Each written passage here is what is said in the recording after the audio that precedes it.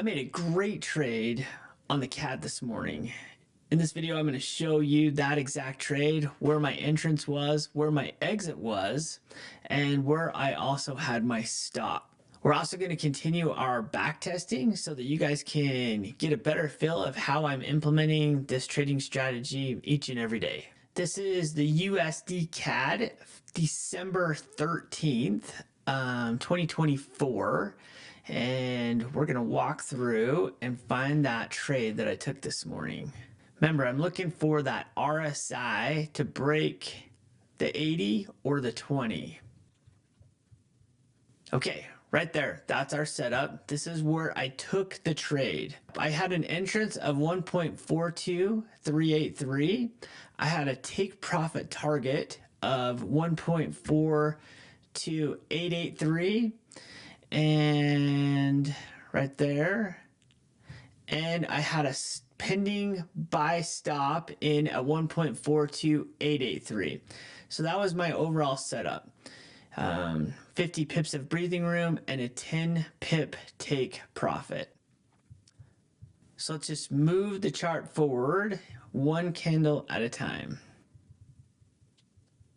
Okay, right there, that candle closed down below my take profit and I was filled at 1.42284. So 0.1 pips short of the 10 pip. Right there was the candle. We did have some drawdown. It did walk out of the money. How far did that walk out of the money? About 7 pips. That was my breathing room that I took up. But remember, I was planning on having at least 50 pips of breathing room to have this cycle back in. It's also worth noting that my timestamp, I entered the trade at the end of the 10 a.m. candle. So I actually went in at 10:05 and I closed at 11:12. So I was in the trade for just over an hour. That was today's trade. We're back in FX replay. It is Monday, January 15th, 2024 at the beginning of the New York session. And again, we're looking for the RSI to clear the 80 or clear the 20 so we can place a trade. Perfect. Right there, we were able to break the 80. It came in at 80.71. So that gives us a signal to sell. So we're going to put a sell order in. So let's put one sell order in. Boom. Pops that up. And we're going to put a take profit on that of 10 pips. All right. Now, the other thing we're going to do in order to protect that is we're going to place an order with a buy stop of the same amount of lots, 50 pips above, so 1.34855. That's going to be our buy stop. So if the market gets away from us, that is where we're going to hedge.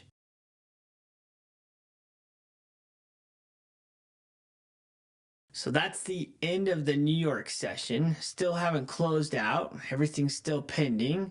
So we're going to advance this through the day just to see how close we get.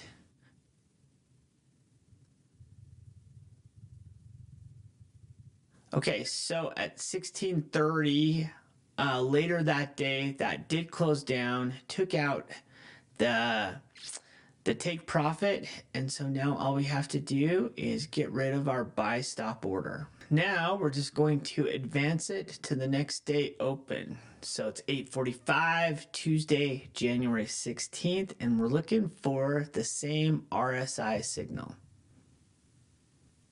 It's getting close right there. We gonna get it? Nope. All right, that is the end of the New York session. We got close right here, but it was a no trade day. So now what we're going to do is advance to the next day and see if we can get a trade here.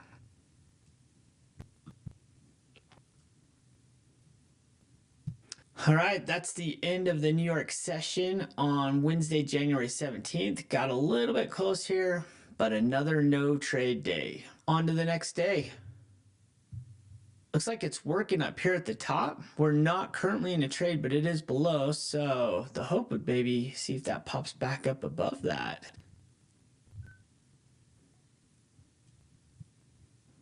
All right, end of the New York session. This is on Thursday, January 18th. At the beginning of the day, we had some volume up here at the top. Didn't hold, ended up just going sideways for the rest of the day. Another no trade day. Just want to point out, this is helping me, and it might help you from over trading. You don't have to take a trade every day to be a successful trader. On to the next day. Here we go, Friday, January 19th. This is gonna be the day, maybe.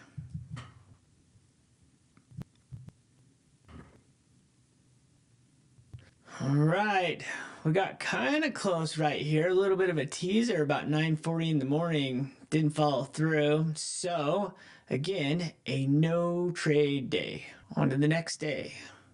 We're starting out above. So by measurement, our signal is there, but the signal's got to be thrown after 8:45 from the middle territory. So this right here is not a valid signal. Okay, now that it's dropped back down, if it goes back up, that would be a valid signal.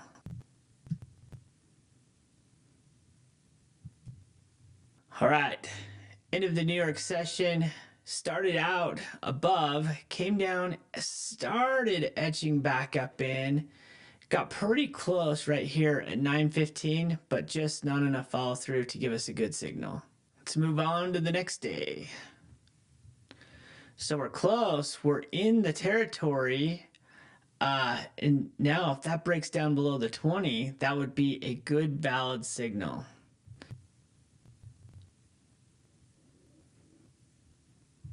Okay, no trade, but how about that for an interesting price action? Right at the bottom, definitely oversold. Spikes almost gives us a signal on the top side. So the bulls definitely came in, which if you were looking at it this way, you were a momentum trader, you could have gotten faked out, kept us from taking the trade. Had we taken it, that would have been a positive trade on the pullback, but it was not a signal that we would have taken. And then it just ran up and then essentially just went sideways for the rest of the day. Let's move on to the next day. There we go. That was a nice quick spike up, a big bullish candle. These are sometimes my favorite because it's like a rubber band that's getting stretched out. And we do have our break of the 80. We're at 80.34. So we're going to sell one lot right there and do our take profit of 10 pips. And we also need to put a pending order of a buy stop at 1.35138. Put that right there. So that's our buy stop. This is our 50 pips of breathing room to see if we can get this to cycle around and then come back down and hit our take profit. All right, that's the end of the New York session, but we have not hit our buy stop and we have not hit our take profit. So we're going to advance throughout the day and just keep our eye on it. Ooh, right there, we hit our buy stop. So now that we're in a hedge, we need to take off our take profit. So now we get to experience a hedge. Let's move on to the next day. All right, next day we woke up and we're right in the middle of our hedge. So let's see if we can find ourselves a trade still.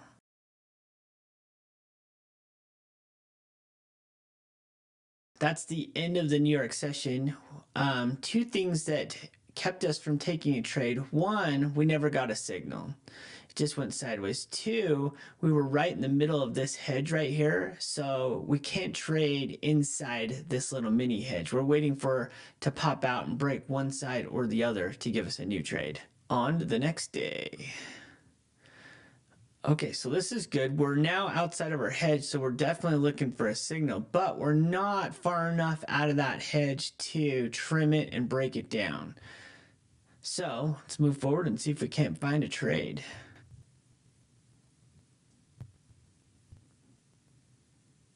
Another no trade day. Let's move on to the next day.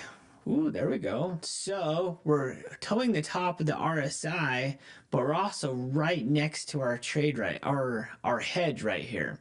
So if this throws a signal, we wouldn't be able to take this for a short because it would put our buy stop right in the middle of the hedge. If we were able to get a buy signal where we were going long right here, so our sell stop was below, we would take that trade. Okay, so we got a sell signal right here, or the RSI is 81.05. But if we sold right here, we would literally be stacking right on top of another sell position with a buy stop above. We don't want to do that. That'd be over trading an area, and eventually when you trim these off, you'd have too many positions in one spot on the chart. So this is a no trade, even though it's a good solid signal. And it might even work out. We don't really know what the future will bring, but in order to manage our risk, we don't want to stack sell signals in the same place. End of the New York session, it is starting to sell off a little bit, giving some separation. Again, this signal probably would have worked out. Is that 10 pips? It's probably pretty close. Yeah, you would have got that trade. But had it not, you would have been putting on too much risk in one spot. So keeps you from over trading in certain areas by having these rules. All right, let's check out the next day. Okay, so we had pretty good separation through the night. RSI is in the middle territory. We're looking for potentially a buy signal, still pretty close to our sell position up here. So I don't know that we would take a sell signal just yet.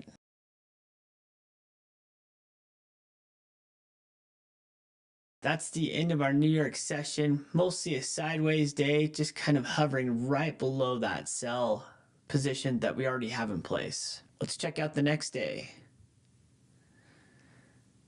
Right off the bat, we do have a buy signal, but remember, it's already existing before 8:45, so we need this to come back up into the middle ground in order to reset that.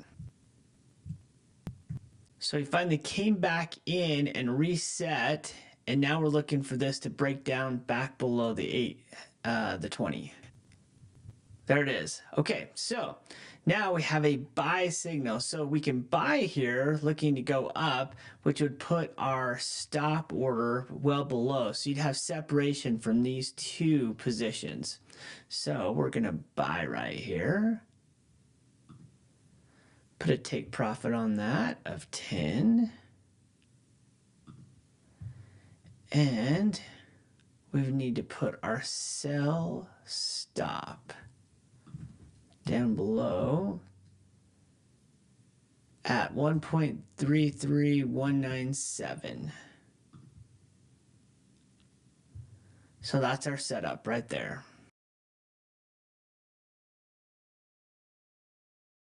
All right, that came down, gave us our nice pullback, took our take profit. So we need to cancel our pending order right there.